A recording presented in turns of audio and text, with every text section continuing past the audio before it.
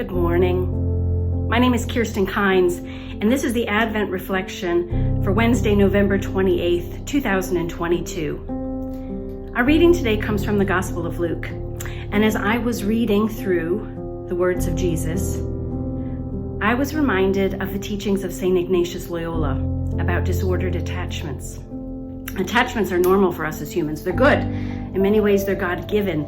Attachments to our spouse, our families, attachments to meaningful work, to community involvement. But all of these healthy attachments can become disordered, and they begin to take a role higher than the attachment we have to God. And that's when our attachments become disordered.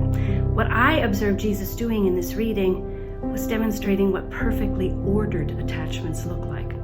So let's read together from the Gospel of Luke, chapter 20, verses 19 through 26.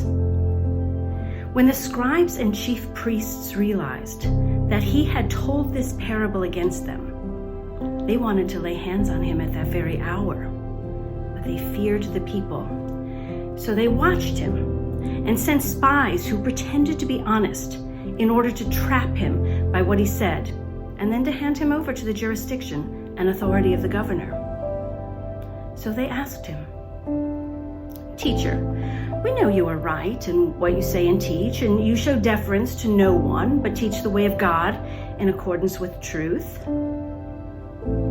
Is it lawful for us to pay tribute to Caesar or not?"